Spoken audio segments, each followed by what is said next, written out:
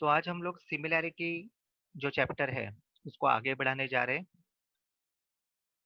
जिसमें next topic है similar triangles. देखो यहाँ पे वर्ड है सिमिलर, खाली कॉन्ग्रुएंट नहीं। अगर कॉन्ग्रुएंट बोला जाता है, जो हम लोगों ने 8th स्टैंडर्ड में या फिर 9th स्टैंडर्ड में हम लोग ने सीखा है, तो ये जो एबीसी दिख रहा है ना, उसके जैसा ही same to same same size shape का आपको दूसरा ट्रायंगल चाहिए, तो उसको कॉन्ग्रुएंट बोलेंगे। बट यहाँ पे बोला गया है word which is similar. Similar मतलब उसके जैसा, मतलब वो साइज वगैरह में नहीं, मेजरमेंट्स कुछ प्रोपोर्शन में होने चाहिए, तो वो हम लोग बोल सकते हैं कि वो उसका डबल या फिर उसका हाफ या फिर उसका triple, fourth times, fifth times, ऐसे प्रोपोर्शन में कुछ होना चाहिए, तो हम लोग बता सकते हैं। So here we are having triangle A B C and triangle D E F. So if will observe these two triangles carefully, आपको पता चलेगा कि ए एंगल जो है वो डी को कॉन्ग्रुएंट है because their markings are same. Then B angle जो है वो ई को कॉन्ग्रुएंट है, एंड सी एंगल जो है वो एफ को कॉन्ग्रुएंट है, which they have given over here कि if A is congruent to D, B is congruent to E and C is congruent to F. तो ये एक ट्रायंगल के तीन जो है एंगल्स, वो इस तीन एंगल से कॉन्ग्रुएंट है। And one more thing, their sides are in proportion. ये भी बात सबसे ज्यादा इंपॉर्टेंट है, their sides are in proportion. So यहाँ पे साइड्स प्रोपोर्शन में मतलब A B upon D E means एक ट्रायंगल की एक साइड दूसरे ट्रायंगल की एक side, then B C upon E F and then A C upon D F. देखो एक बात ये ध्यान में रखो कि आपको आपको हमेशा से, जैसे आप ट्रायंगल का नाम लेने वाले हो, उस हिसाब से ही आपको साइड्स को लेना है। तो यहाँ पे आप बोल रहे हो कि A B C and D E F are similar, तो सिमिलर का सिंबल देखो, खाली ये एस जैसे है, वहां पे कॉन्ग्रुएंट के जो लाइन होते थे वो कैंसिल करके खाली सिमिलर का ये सिंबल है। तो यहाँ पे अगर आप ऐसे नाम ले रहे हो कि A B C similar to D E F, इसका मतलब ए बी जो साइड होगी वो डी एफ को प्रोपोर्शन में जाएगी, बी सी जो साइड होगी वो ई एफ को प्रोपोर्शन में जाएगी, और ए सी जो साइड है वो डी एफ को प्रोपोर्शन में जाएगी। तो ये उसका मतलब हो रहा है।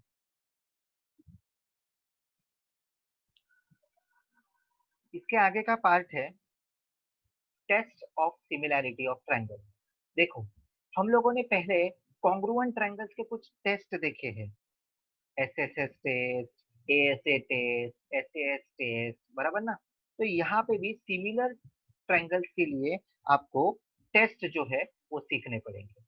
सबसे पहले है यहाँ पे A A A test, that is angle angle angle test.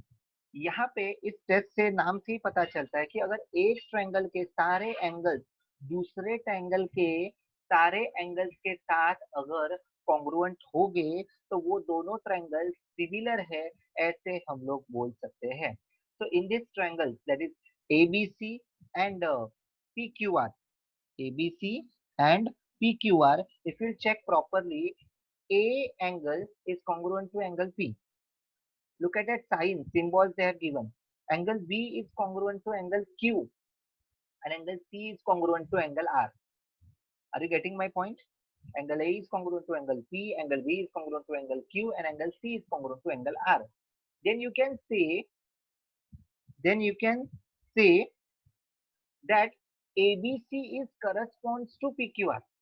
कि ए बी सी ऐसा नाम लिया तो ही वो PQR ऐसे नाम आ सकता है। समझ में आ रहा है? तो इसीलिए ये जिस तरीके से आप मूव करोगे उसी हिसाब से, देखो ए के पास जा रहे हो, ये सिंगल मार्किंग, फिर डबल मार्किंग, फिर ये ऐसा मार्किंग। तो ए बी सी आप लो रहे तो PQR ही आपको लेना चाहिए, आप PRQ ऐसे नहीं ले सकते। तो ये नाम जो होता है ये लेना बहुत ही इम्पोर्टेंट होता है। तो यहाँ पे इसीलिए आपको ये ध्यान में रखना है कि ये नेमिंग किस प्रकार आप दे जा रहे हो, ये सिंबल्स को फॉलो करना जरूरी है। ओके, तो ए पी को है, बी क्यू को है और सी आर को है। So in this you can say that triangle A B C is similar to triangle PQR। ये नेमिंग बराबर ध्यान से करना, अगर नेमिंग में गड़बड़ी हो गई तो पूरा ज्योमेट्री का सम भी कभी कभी रॉन्ग हो सकता है। तो जैसे हम लोगों ने देखा कि A angle angle angle test of similarity of triangles, वैसे ही ए टेस्ट ऑफ, कि यहाँ पे ये बताया गया है इस पूरे पैरा में कि आपको एक ट्रायंगल के तीन एंगल नहीं, खाली कौन से भी अगर दो एंगल भी आप कॉन्ग्रुएंट बता दो ना तो भी चलने वाला है, क्योंकि तीसरा अपने आप वो हो ही जाता है। बराबर है। अगर एक ट्रायंगल में मतलब जो ट्रायंगल्स आपको दिए हैं उनमें किसी भी दो एंगल्स को आपने कॉन्ग्रुएंट बता दिया तो भी चलने वाला है, तीसरे की बताने की जरूरत नहीं है, वो ट्रायंगल सिमिलर हो जाएंगे। Okay, next part is SAS test of similarity of triangle. SAS नाम से ही पता चलता है, side angle side, side angle side. तो SAS, तो दो साइड के बीच में एक एंगल होना जरूरी है, ऐसे ये मेंशन कर रहा है। हाँ, ऐसे आप मेंशन कर रहा हूं। Okay,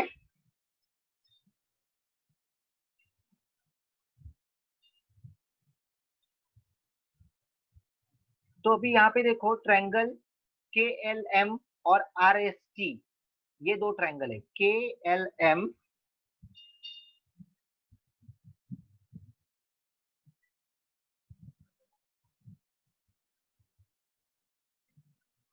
triangle KLM and RST। Okay, so KLM में अगर आप देखोगे KL1 है और RS 1.5 है। ओके, KL1 है और RS 1.5 है, LM 2 है और ST जो है 3 है।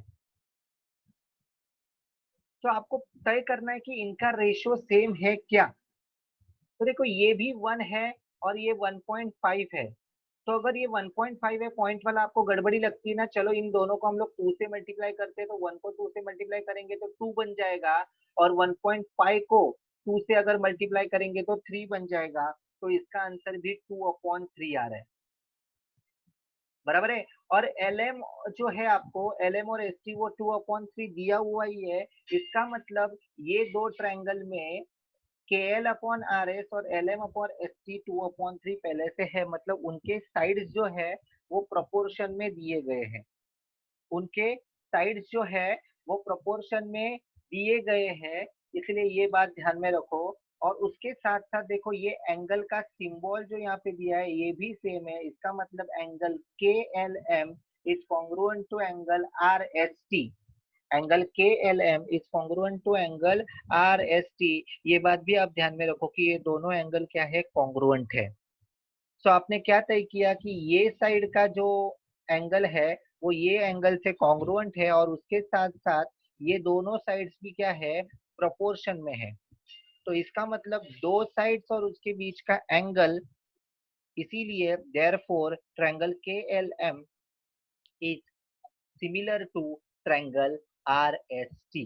तो ये SAS टेस्ट है, SAS test of similarity. Next test is SSS test of similarity of triangle.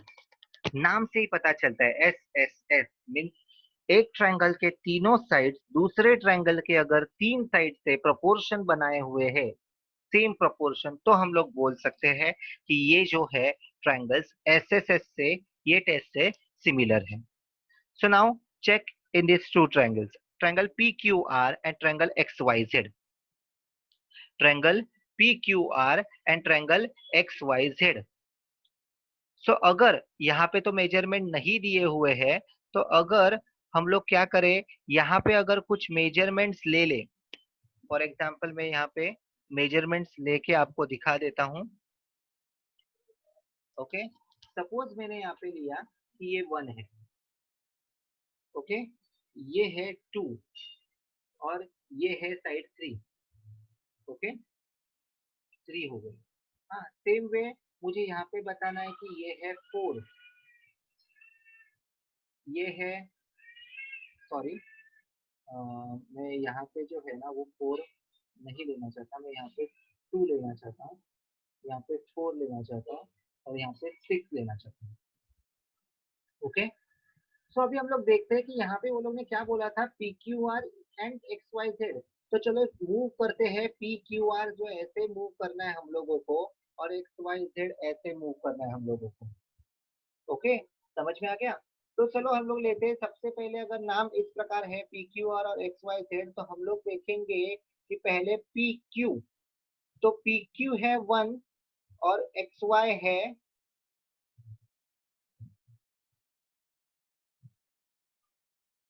2। P Q है 1 और एक्स वाई है 2। क्यू आर अगर 2 है तो उसके साथ वाई जेड है 4, तो 2/4 मीन्स वापिस 2 1 जा 2 एंड 2 2 जा 4 मीन्स ये भी 1/2 आ रहा है। और अगर पी आर है 3 और एक्स जेड है 6, तो 3/6 मीन्स 3 1 जा 3 एंड 3 2 जा 6। समझ में आ रहा है पक्का? तो ये भी सेम है। तो हम लोगों ने फिलहाल क्या सोचा कि पी क्यू आर जो है उसके P Q upon X Y, Q R upon Y Z and P R upon X Z जो सेम है। तो हम लोग यहाँ पे पी क्यू आर और एक्स वाई जेड लेंगे, पी क्यू आर और एक्स वाई जेड लेंगे। लेकिन यहाँ पे जो ये लोग ने बताया है वो साइड्स कुछ अलग है। तो हम लोग अभी इस प्रकार से सोचते हैं कि पी क्यू आर तो सही तरीके से लिया है वो लोगों ने, और पी क्यू आर के साथ वो लोगों ने यहाँ पे साइड्स थोड़े से चेंज करके दिए। तो हम लोग उसी प्रकार जरा सोचते हैं। ओके, तो यहाँ पे है P Q one, P Q है 1 और वाई जेड है 2, सो 1 और 2 का कनेक्शन। नेक्स्ट क्यू आर है 2 और एक्स वाई है 4, सो 2 1 जा 2 2 जा 4। पी आर है 3 और एक्स जेड है 6, विच इज 3 1 जा 3 2 जा। तो यहाँ पे ऐसे आपको पता चल रहा है, यहाँ पे ऐसे आपको पता चल रहा है कि एक ट्रायंगल के जो 3 साइड्स है वो दूसरे ट्रायंगल के डबल है। बराबर ना? कि हम लोग ऐसे बोल सकते हैं कि एक्स वाई जेड के जो साइड्स है वो पी क्यू आर के साइड्स के डबल है। उनका अगर रेशियो प्रोपोर्शन अगर हम लोग निकालेंगे तो वो 1/2 आ रहा है। क्या आ रहा है? 1/2 आ रहा है। समझ में आया पक्का? तो यहाँ पे जो नाम हम लोगों ने लिया वो पी क्यू आर और एक्स वाई जेड ना लेके, जैसे हम लोग पी क्यू आर की तरफ गए, मतलब 1 2 और 3 की तरफ गए, वैसे हम लोग कैसे जाएंगे, इस 2 4 6 की तरफ जाएंगे तो उसका नाम बन जाएगा जेड वाई एक्स। तो वो नंबर के ऊपर डिपेंड करेगा आप ट्रायंगल का नाम कैसे लेते हो, जेड वाई एक्स। समझ में आ गया? तो यहाँ पे triangle P Q R is similar to triangle Z Y X. Properties of similar triangle, ये अभी आपको प्रॉपर्टीज सीखने हैं। आपने ये प्रॉपर्टीज कॉन्ग्रुएंसी में भी सीखा है। Triangle ABC is similar to triangle ABC, वो ट्रायंगल उसी के साथ सिमिलर होता है, खुद के साथ, तो उसको बोलते हैं रिफ्लेक्सिविटी, उसको बोलते हैं reflexivity. Second one, if triangle ABC similar to triangle DEF, अगर एबीसी डीईएफ को सिमिलर है, then triangle DEF is also similar to ABC. मतलब पहला वाला ट्रायंगल अगर दूसरे वाले को सिमिलर है, इट मींस दूसरा वाला भी पहले वाले को सिमिलर है। इसको बोलते हैं सिमेट्री।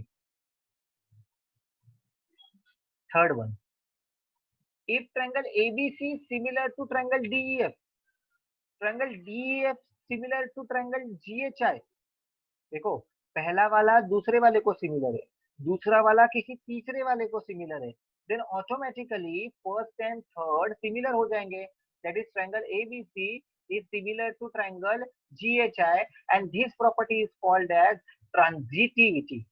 इस प्रॉपर्टी को क्या कहा जाता है?